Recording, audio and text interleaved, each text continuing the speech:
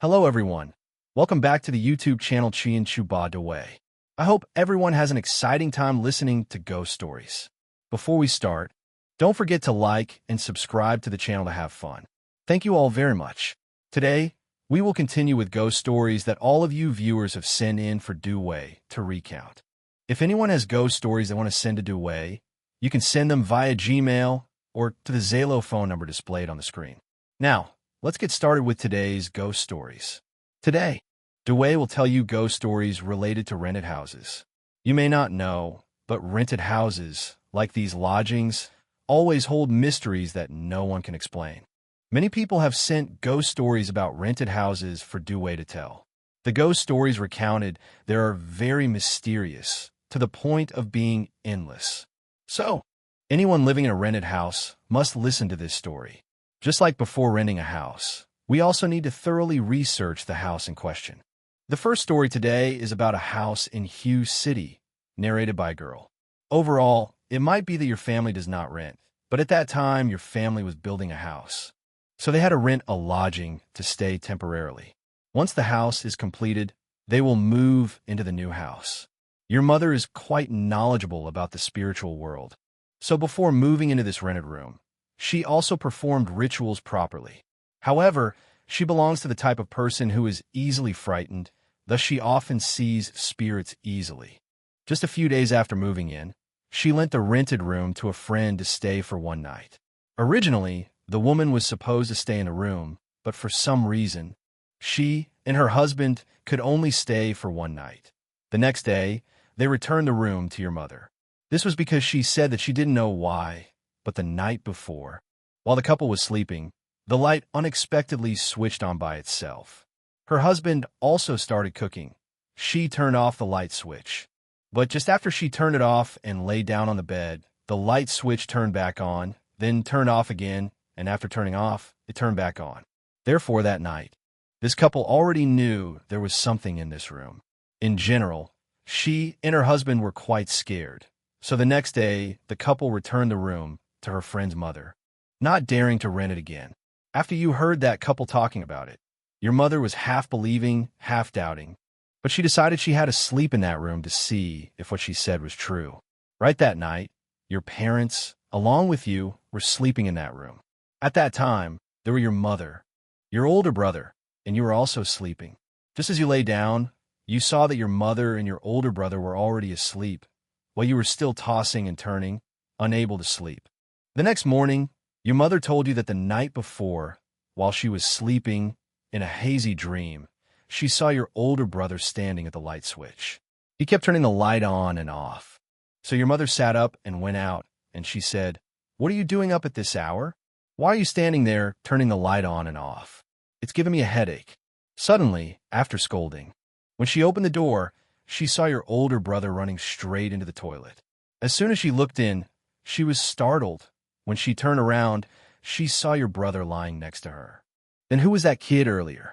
Hence, by the morning, when your mother told you that, you were very scared. However, to say that at this moment, there's a man in here with a truck back.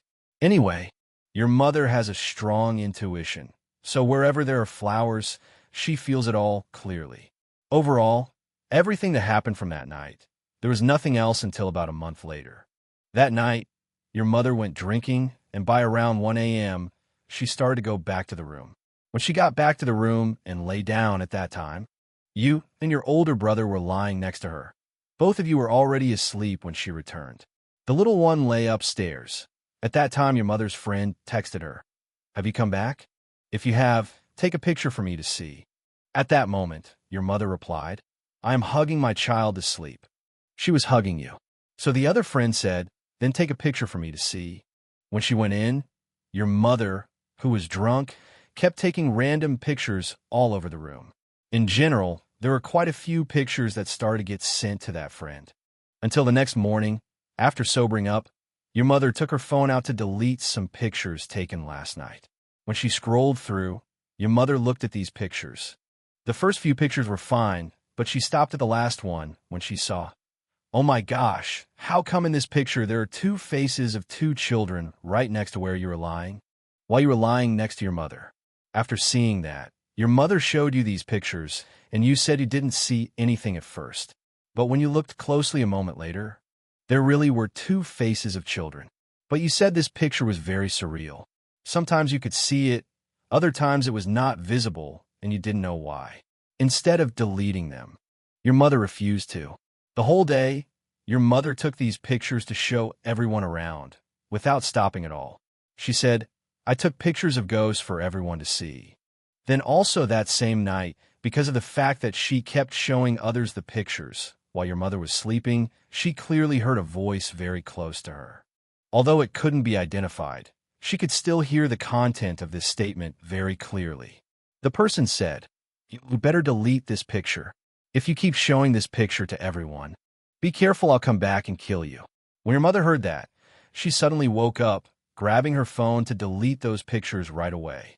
From then on, every time you remember that picture, you were haunted and you didn't dare to go into the room alone, because you kept feeling like someone was around you. Until after being able to stay for some time after that night, your mother also heard that person return, and the person then said, "Make me an altar on the door." When she woke up the next morning, your mother immediately set up an offering for that person at the door, but this was like a shrine on the front yard. She didn't leave it outside. Your mother set it up just like in front of the door until one full moon day. That day, after your mother had made an offering for the person, she wasn't home. So when you came back from school, you saw that the fan had a note she left saying, "Clean the altar, sweep, and wash the cups, wash the vases," understood? Everything was fine until you started cleaning. Before cleaning up, you climbed up to take the incense burner down. After putting the incense burner down, you started climbing back up on the stepladder to clean, but just as you climbed a few steps, you started to slip your foot and your leg fell down, hitting the point where your offering had been set up on the door. So at this moment, you quickly grabbed the doorknob. But unfortunately for you, while hanging onto that door, you got two of your hands stuck on a very sharp metal rod. You said you didn't know how you got cut, but the sharp rods jammed straight into your ear, causing a lot of bleeding. You were in so much pain, you were screaming, and then the people in the next room run over to help you. And then they call your mother. After your mother arrives, you tell her what happened. Your mother then says, "Why did you take the incense burner down when you were cleaning?" When the incense burner can only be taken down and cleaned on big death anniversaries or on the 30th of Tet. Normally, you shouldn't touch it all. So your mother says next time if you don't know how to clean something, just call your mother and don't do silly things like that. You deserve a punishment for that, my child.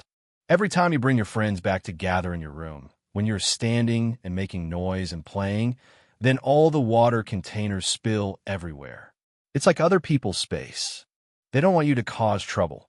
They say you can stay normally, but don't disturb and affect their space. As for this friend of yours, on your mother's side, from your family hierarchy to your mother, everyone seems very serious. So you inevitably feel their influence, and therefore you are able to sense places where there are spirits. The second story is about a rented house in Binshan. You recount this story that happened around 2004 to 2005. At that time, you were only 5 to 6 years old. However, you still remember the details of this story very clearly when you recount it. You know, some people say this is an unreasonable story. How can someone remember such stories at 5 to 6 years old? You explain that in your life, if there are significant events or incidents, you still remember them vividly. Your family is from the north. And that year your family moved from the north to the south to start a new life. Your parents took you along as well. The area your family moved to was a place in Binshan. You don't know exactly where it is, but you mention it is near a forest. Your parents worked for a relative who was in the incense-making business. As your parents had no capital when they moved here, they worked for this relative, and he provided them with housing. This house was connected directly to his house. At that time, the house was just a temporary thatch house. And next to your house was a dense forest. You say anyone who lives in the areas of my Bahong, Lumin Xian, Binshan would surely know this area. Your family was very poor back then. The house had a thatched roof, and the walls were also made of leaves. The floor was just dirt without any tiles. You were already 5 to 6 years old, but you hadn't even been to kindergarten yet because your parents were always working to make money.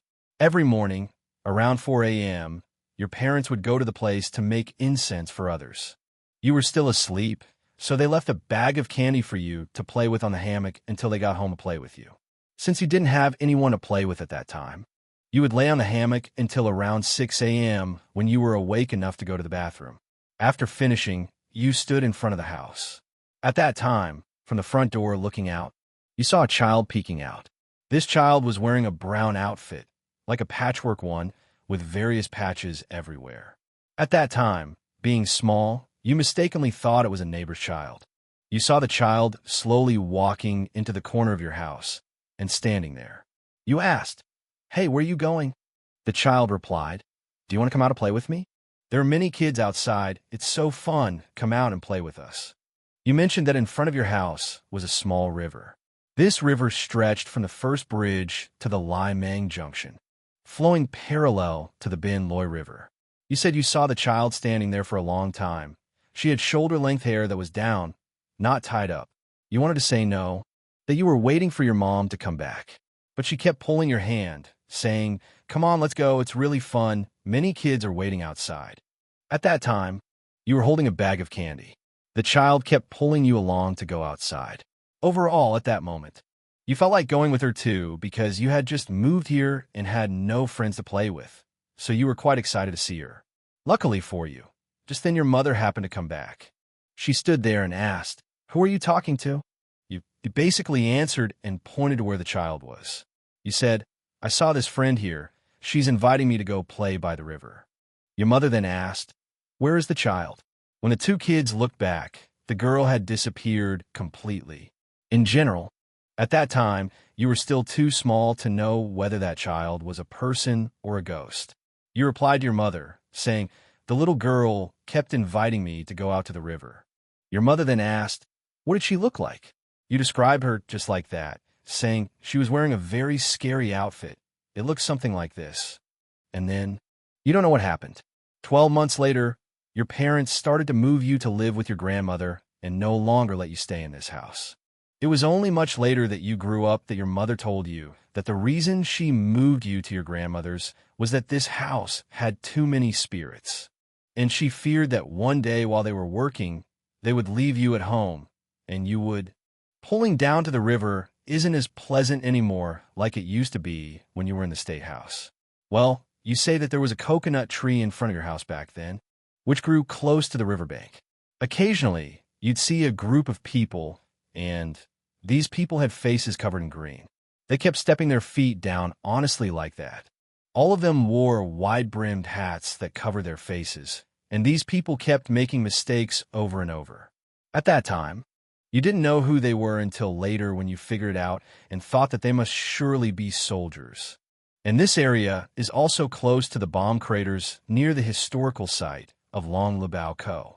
Later, you wondered if that area had developed any further. But you're saying that back then it was all huts and small streams, just like being in the lower Mekong Delta. And now you don't know how it is now. The next story is also one that happened in a rental room, but you don't say where this rental room is located. A young woman tells that she and her husband, starting from April 2021, after just being married for 2 months, realized that she didn't get along with her mother-in-law. So they decided to move out and live separately. They had just moved into this rental room for a few days. Every day when cooking, she noticed that the rice kept getting burnt for some reason, and frequently in the room, she didn't understand why. But after so many times, she suspected it might be a spiritual issue, yet didn't pay much attention to it, because she was very busy working and forgot about it. When in the room, the strange occurrences like burnt rice continued. She tried to sleep, but constantly felt pressure on her body. Many times she felt there were 2 or 3 people pressing down on her. Normally, it's enough for someone to feel pressed down once a night, but this time she was pressed down 3 times. So she went to the temple to fetch a statue of Mother Kuan Am. But the weird occurrences didn't stop and even got worse. After bringing the statue of Mother Kuan Am home, many nights she experienced 2 to 3 different dreams. In one dream, she saw a boy holding her hand and leading her somewhere she didn't know. In the second dream, she often saw images of children being pulled out from their mother's belly, looking as if a bleeding mother was heartbreaking. The third dream was about an uncle around 40 years old continuously chasing her out of the room, not letting her stay in his room. After being harassed like that, she decided to consult a fortune teller to see if something was wrong because she didn't understand why it happened again and again. But somehow, it seemed that something was blocking her thoughts because every time she planned to go, she would forget. She didn't remember that she needed to go to the fortune teller. She just kept working. But it wasn't just her husband as well. On that night, as they were sleeping, her husband experienced it too. He said he saw a huge black shadow standing in the attic. And that night, they both saw the shadow together, not just him. It was terrifying, so they decided they had to take a day off to consult a fortune teller. However, before going, a guy in the next room heard that they were planning on consulting a fortune teller. So in the morning, he said that before he stayed in the room next door, he frequently stayed in their room. Every day, he could hear the sounds of children playing in their room. Sometimes he heard them laughing and then heard them crying. So scared, he asked to move to another room next to theirs. The couple planned to go, but on the way there, they had an accident and ended up moving back home, which meant they didn't go to any fortune teller. Eventually, they didn't reach any fortune teller's house, and they stayed home, although the remnants of their wounds continued to press down on them. But that night, when she was pressed down, she continuously heard voices in her ears saying, "Who allows you to recite Buddha's name?" It kept saying that because when she was pressed down, she was reciting the Buddha's name very fervently. At that moment, her whole body felt extremely heavy and stiff, unable to move. But in her ears, she kept hearing those voices in the voices of children. She tried her best to keep reciting the Buddha's name, and about 15 minutes later, the occurrence finally ceased. She strove to chant the Buddha's name for around 15 minutes, after which she began to stop feeling those occurrences. So at that point, she called her husband and said, "Hey, let's decide tomorrow to go consult a fortune teller, regardless of how it goes. We must go." Generally, she had the opportunity the next day and didn't need to search for a fortune teller anywhere. The fortune teller turned out to be her new landlord because the previous landlord had sold the entire rental unit to her. Coincidentally, that woman was a fortune teller. That day, since it was her first time taking over the rental unit, she walked around to see if there was anything odd about it. After meeting her and talking to her, she learned that she was a fortune teller and took the chance to ask, "Could you please take a look at my room to see if there's anything?" After examining her room, the fortune teller said, "There's nothing much. Just looking into your eyes, I can tell there's something wrong."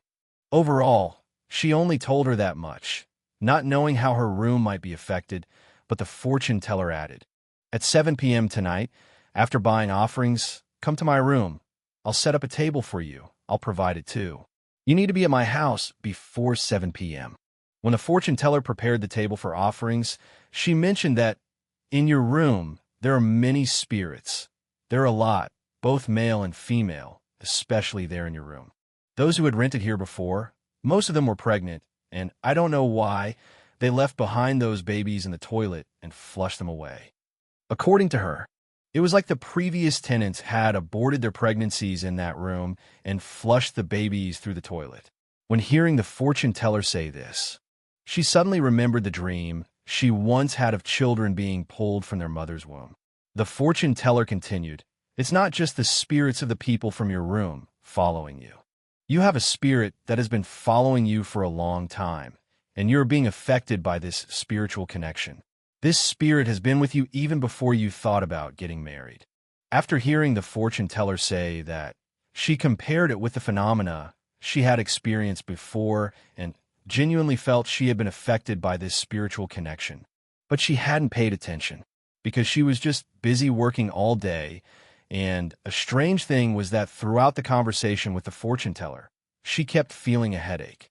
But when the fortune teller finished the ceremony, the headache subsided completely without her noticing, talking about this spiritual connection. But the fortune teller couldn't cut it off. She only helped her speak to that spirit, hoping it wouldn't follow her anymore as she already had a husband. After a while, she didn't hear the fortune teller continue saying whether she could sever the spiritual connection or not. In general, She was very concerned about this issue, and just before returning home, the fortune teller advised her to recite the Great Compassion mantra regularly. If she continually recited it, that spirit would naturally dissipate, and it wouldn't follow her anymore. After returning home, she followed the fortune teller's advice and frequently recited the mantra. After some time, she no longer experienced any unusual signs and didn't fall ill anymore. Whereas before, she often got sick. Now, when go to the doctor for this illness, they examine everything, and up to now you have also managed to become a vegetarian. And since then, you have been able to eat and sleep better than before, very different from the time when you first moved out on your own, and currently, I do not know if the two of you are still in this room or not. But anyway, this is a memorable incident for you. Have you ever heard of the term untimely death? It seems those who die young are often very spiritual. Today's story is also like that.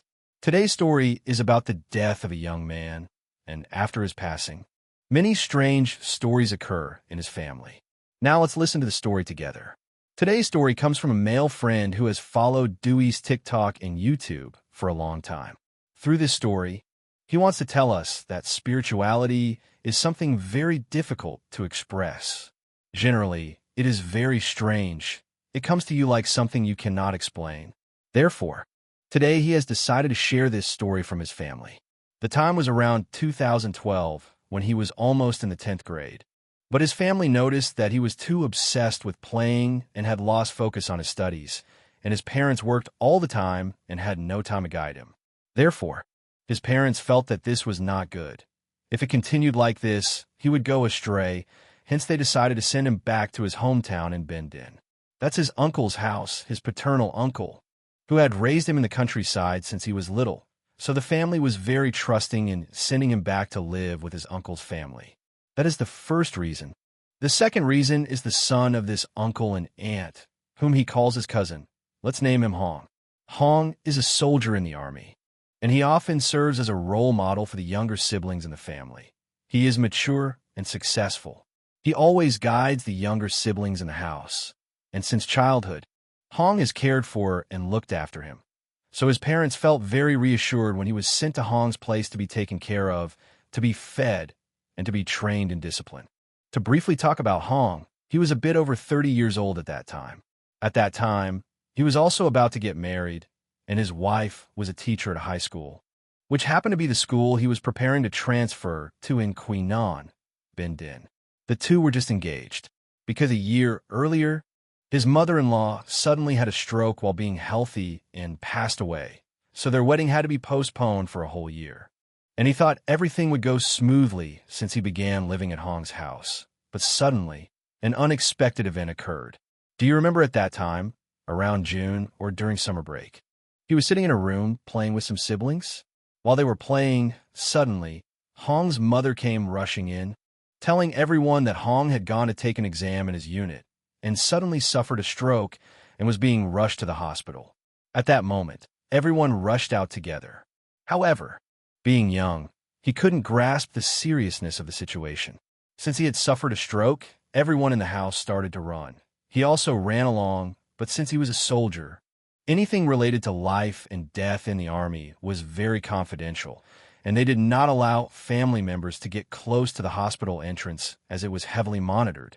Only one person was allowed to visit, which was his mother, but the visit was just a formality because in reality, Hong had already passed away at that point. The reason is that he lay there like a vegetable, so the family could only send food and drink through a supply line and change his clothes. He no longer knew anything. That morning stretched into the evening when he heard the news that Hong had been clinically dead since he arrived at the hospital. The butterflies landed on the belly of An Huang's sister. Because when An Huang was still alive, he often rested his face on his sister's belly. He really wanted this baby to be born. He often said, "Come out gently and let your uncle know how heavy you are, my child." So at this moment, everyone was sure that the white butterfly was An Huang and no one else. As for you, your parents were quite sad. They said, "Well, since An Huang has passed away, there is no one to guide you anymore. So don't stay at your aunt's house. Go home to your own house in Bien Hoa, Dong Nai." Eventually, you agreed, and you returned to your own home. When you got back to that house, you continued to experience strange phenomena. You said that when you first moved out to Queenan to live at On Huang's house, On Huang and his wife bought you a white fabric squirrel for you to prepare to sew uniforms and start school. The white fabric squirrel was placed in a plastic bag until the incident with On Huang happened, and you forgot about the white fabric squirrel. Then, on the day you were preparing to clean up and gather your things to go back to Dong Nai, to your own house, On Huang's parents were also there arranging clothes for you. That day, they accidentally put the white fabric squirrel into your backpack and inadvertently left On Huang's football shirt in your bag, and you didn't know about it. The reason for this is that when On Huang was alive, he often took you to play football. The two siblings often played together. So the shirt he wore often was something that his mother probably forgot to burn on the day he passed away. At that time, you had no idea until you got back home, unpacked, and finally found that shirt.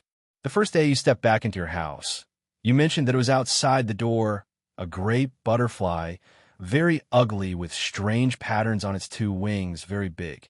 It flew around your house and then suddenly flew out to the yard. At that time, your mother said it must be on returning to visit you, just taking the time to check on you.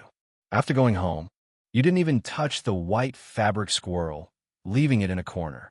A long time later, when you opened that white cover, you uncovered a dead butterfly that had dried out long ago.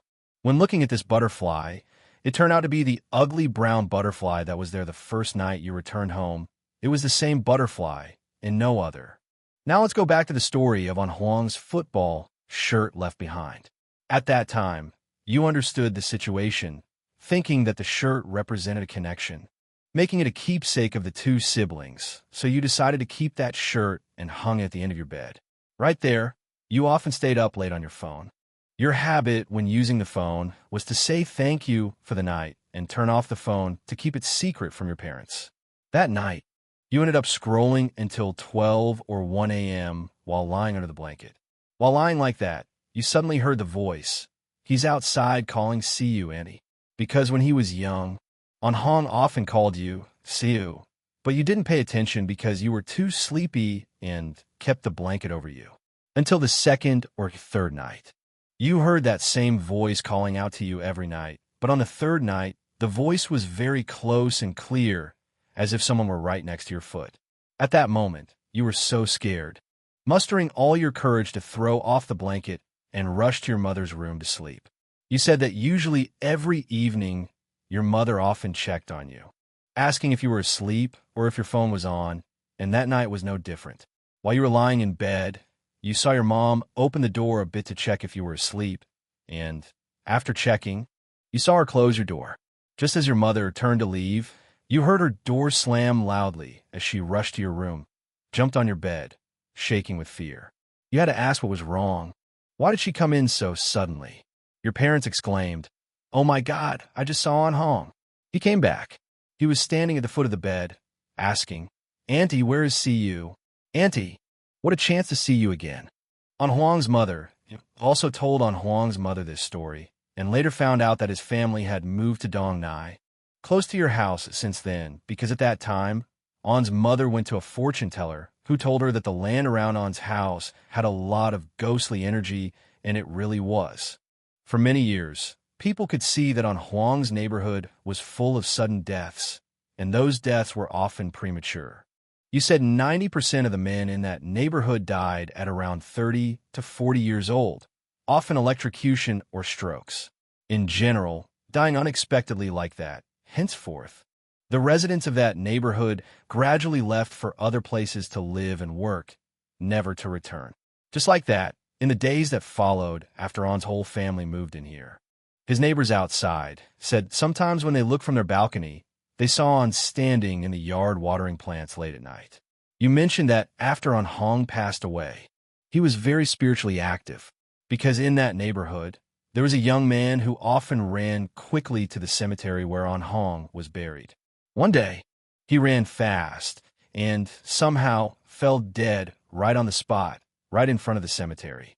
And now, over 10 years later, everything has passed, and On's family has returned to normal, with no one mentioning On's incidents anymore. When hearing this, we have concluded today's story. Before ending the story, please don't forget to like and subscribe to Dewey's YouTube channel. If you find the story interesting, please comment below for everyone to know. Now, let's wait for the next episode, everyone. Hello, everyone. Welcome back to the Dewey Ghost Story YouTube channel. I hope you have an exciting ghost story listening session. Before listening to the ghost story, don't forget to like and subscribe to this YouTube channel to help Dewey. Thank you all very much. And today, we will continue with ghost stories from many friends who have sent them to Dewey's YouTube channel. If anyone has a ghost story to send and have Dewey tell, you can send it to the Gmail address or the Zalo phone number currently displayed on the screen. Now, without further ado, let's begin today's story. Today's story is a current story that is one of the very hot issues in today's society, which is the issue of children who are gay. The reason why this story is put together first is that it is a true story and very tragic. At the same time, it also reflects the wrongful actions of parents nowadays. And I would like to name this story Healing Homosexuality. It may seem a bit incorrect, but let's start the story. Today's story comes from a female friend. This friend recently started following Dewey's Ghost Story YouTube channel. So after following for a while, she decided to send this sad story to Dewey to share with everyone. The first thing she wants to convey is that this is not a scary ghost story to frighten anyone, but a true story, and it serves as a wake-up call for parents with LGBT children, commonly known as gay children, especially those who are in their growing years. Returning to this friend's story, she shares that she is a tarot card reader, and, as of now, she's been doing this for 4 years. However, this story is a memory that has greatly impacted her, because on the day she read tarot cards for the first time, the first person she read for was a girl who was in middle school. When that girl came to her for a reading, she shared that she was not an excellent student, just an average one. But her parents always wanted her to achieve high results, always getting good grades, and excelling in studies. Therefore, her parents pressured and forced her to study a lot. Sometimes waking up at 3 to 4 a.m. to study was a common occurrence. And importantly, during middle school, this girl discovered that she was a lesbian and fell in love with a girl in her class. They were happy together until their parents found out, and they prohibited the two from being together. The girl's parents said very harsh words, depriving her of any right to be with her love, and insisted that she should be normal and like boys, just like other girls and boys normally do. Just like the case of this girlfriend, how could they force her to love another boy? Following the cruel words and strictness of the girl's parents led to a lifelong regret for them. She said that when the girl came back for a reading, she radiated very negative energy, because this girl was anxious, sad, and stressed. She kept asking, "Sister, how can I make my parents understand and sympathize with me now?" At that time, you advised her that she had to strive to be herself. No matter how much her parents might forbid, obstruct, or stop loving her, she must love herself first, no matter what else happens. The most important thing is to show everyone that she is strong. Even if her parents don't love her, she must be the one to love herself first. Then the girl consented and ended that reading. The very next day, the girl came back to her, saying, "Sister, my parents don't believe me anymore. They don't support me or agree with me now." No matter how much she explained, her parents just wouldn't accept it.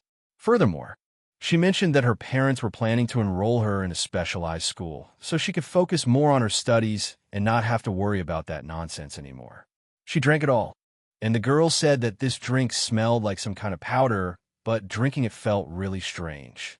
Over time, as she continued to drink this water, not only did this girl suffer from severe intestinal inflammation, but now she couldn't even be taken for treatment. Every day, her parents would berate her about that issue. One day, the girl said she couldn't take it anymore because she was only in junior high and her soul was still very fragile and easily hurt.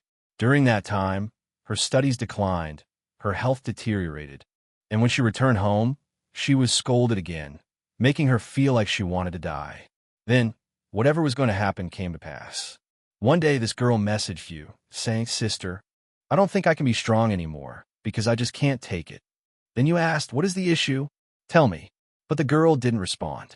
You let go. A few days later, you were scrolling through Facebook and accidentally read a post that her friends had shared. This girl commented on a post that said, "Rest in peace, my friend," which means that this girl is already dead. Because the following post included a picture of this girl, and in the condolence post, everyone uploaded a cheerful picture of her. But the truth afterward is that she had taken sleeping pills to commit suicide. Overall, you felt very sad and heartbroken. A few days later that night, you tried to catch up on the early posts to go to sleep. Just as you lay down, in your dream, you saw that girl return, and she looked very pitiful. She spoke in a soft voice, saying, "Sister, I hurt so much. I regret it a lot because I acted foolishly, and now I've taken the medicine. I've already died. I've sacrificed my life now, sister." After saying just that one sentence, the girl disappeared.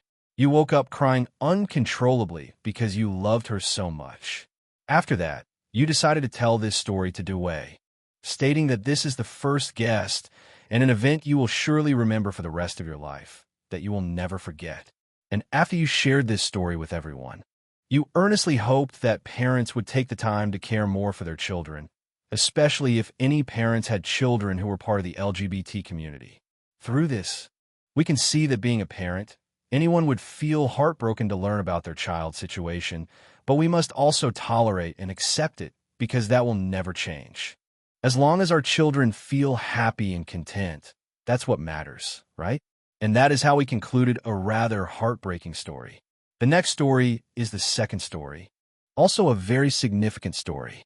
This story is a continuation of the one in episode 75, which is about the cursed returns. For those who haven't heard, you can go back to watch episode 75.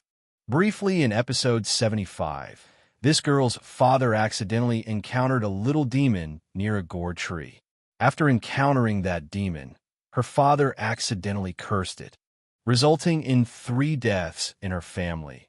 And who those 3 deceased are, as well as their deaths relating to that demon, you need to listen to episode 75 to understand.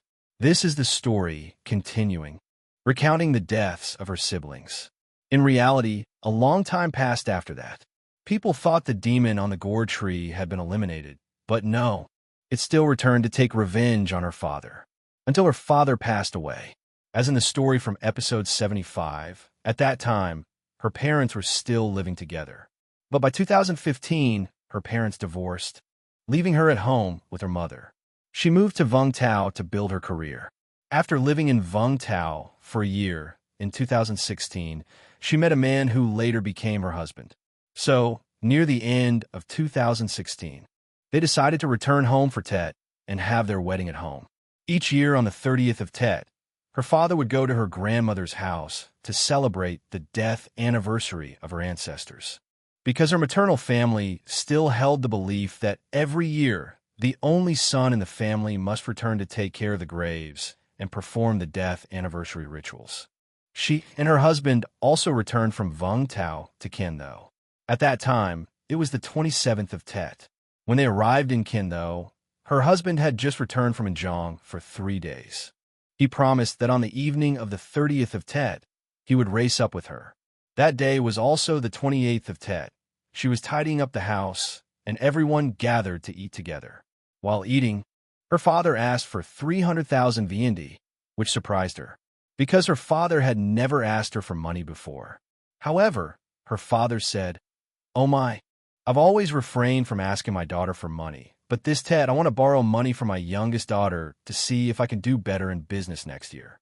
And then, no one knows why, that night, her father went drinking somewhere and drank heavily, causing chaos in the neighborhood.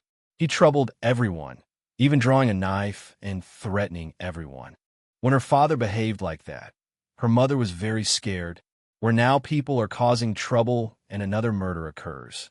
So it made mother run to the pharmacy to buy sleeping pills, and then Kingwin put them in a glass of water for father to drink so he would sleep. Eventually, father drank that sleeping pill, and after a while, it took effect, and then he started to sleep. Earlier, when Sister Kuei's father looked at him, it was very scary. His eyes were rolling up.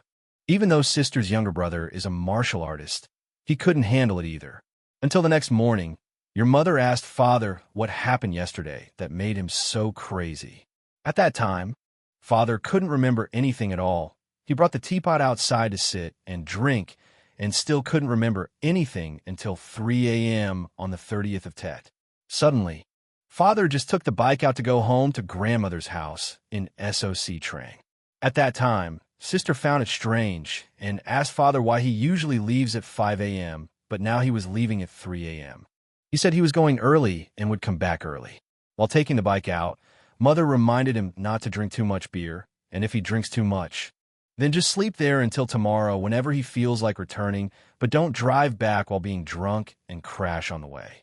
Then Father nodded in agreement and began to take the bike out and drove away until noon the next day, which was the eve of Tet. During that time, her brother-in-law was on his way up, and everyone was together cleaning the offering items. After everything was done, she was too tired and went to lie down a bit, just lying down for a moment. Sister's husband rushed in to say that her father had an accident. At that time, she thought it was her husband's father. Unbeknownst to her, her father just got up and went outside. She then saw her mother talking to someone about her father's accident. After talking, she asked her mother how her father was doing, if he fell, and if he was okay. At that time, they were preparing to set up the offering as the clock struck 12 o'clock, and boom, a crow flew to the tree in front of Sister's house, caught exactly 3 times, then flew away. That's when Mother told Sister's husband that it was unfortunate, not knowing if something would happen next. At that moment, Sister's mother's phone rang, and someone from SOC Trang called stating that now her father was lying in SOC Trang General Hospital. They needed her to rush down to fill out papers for him to be transferred to the hospital in Can Tho because he was in critical condition and they did not have enough equipment to treat him. But Sister's mother said if she goes down to SOC Trang now, she wouldn't make it in time, so they asked a relative to go with an ambulance to take her father to the hospital in Can Tho. When they transferred him to the hospital, it was already 1 a.m. on the first day of Tet. As soon as they arrived, doctors immediately wheeled him into the emergency room and later into the intensive care unit. By that time, Sister's mother was in a daze, her hands were shaking, and when she entered that room, everyone could only rely on one person to live on. Eventually, the doctors found a pulse, but Sister's mother said as long as there is hope, her father had not passed away. So he was still holding on inside the hospital. For the initial 2 days, everything was fine, and he seemed healthy. But by the 3rd day, the family suggested bringing him home because her father's limbs were already purple and his breath smelled like a corpse. Internally, everything was decomposing. After hearing the advice, Sister's mother reluctantly agreed to sign the papers to bring her father home. At that point, her father was no longer breathing, and everyone wanted to bring him home to die. Finally, on the evening of the 4th day of Tet, Sister's father was brought home and buried. In general, for a few days, the funeral went quite normally until the 6th day of Tet, when they prepared to have him cremated. Suddenly, outside the weather turned stormy, with strong winds, and things went chaotic everywhere. At that time, her brother-in-law wanted to know more, and Sister's brother-in-law told Sister's mother it might not be good. So Sister's mother went out, and a few minutes later, the weather calmed down again. After completing the procedures, they started to carry the coffin out. Brother-in-law called Sister and Sister's second sister to lie down so that they could carry Sister's father's coffin out quickly. Once they reached the car, suddenly, rain poured down heavily, soaking Sister's father's portrait, drenching everything. It took the driver a whole hour to find his way to the crematorium because the rain was so heavy that he couldn't see the road. After everything was done, everyone went home to resume their work. Meanwhile, Sister's nephew from her ex-husband had gone to play at his grandmother's house, so only Sister was left at home to prepare food for her father. That day, Sister brought offerings to the altar to worship her father, and she said she would light a cigarette for him. Right after saying it, she accidentally knocked over a flower vase, and it broke. She was so scared that she ran outside and waited until everyone returned home before daring to go back in. That night, she brought it Sister just entered the restroom when he heard someone in there. Then water was running, just like the husband didn't have any idea where the kids are going to the restroom.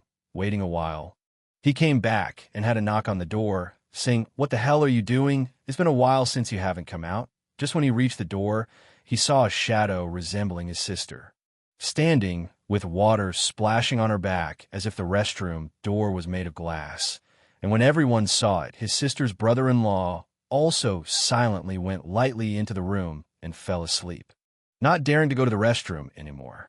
The next morning, he told the whole family. Everyone was scared, especially his sister, who just said that one day his sister and her husband had an argument, and her brother-in-law accidentally hit her. That night, their dad came home and beat him up thoroughly, not knowing how to hit, but her spirit came back beautifully. He hit fiercely. Then that night, he had to come out to the worker to pray and apologize to the ancestors, asking them to spare them. And that's why their dad had an accident. After everything was settled, his sister's mother finally went back to SOC Trang to retrieve their dad's car. And when she got there, she told the story of that night, that their dad insisted on going back. But their mother wouldn't let them, asking why he couldn't wait until the next morning to return. Then their mother told him that on that night, when their dad was driving back, he saw a completely dark head slowly appearing in front of the car, causing him to brake suddenly. The car flipped, and their dad's head hit the helmet, not knowing how their dad ended up with a broken neck, rolling down the side of the road. Before losing consciousness, their dad clearly heard a voice from this demon saying, "I have avenged you. I have avenged you now." Then he passed out, but afterward, two men, not drinking, happened to stop by two trees and saw their dad lying unconscious there.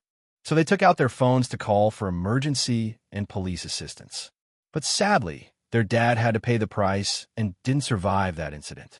When their mother heard the story, she cried a lot, saying, "Oh my God, could it be that this demon has been waiting for so long to take revenge, and now it's still haunting? It waited until this day, when he was driving, to push him to his death." And that's the end of his sister's story that took place in Kando. Hearing this, we have come to the end of today's story. Before finishing, please don't forget to like and subscribe to this YouTube channel for me. If you find a story interesting, feel free to comment below so everyone can know. Now, let's wait for the next episode.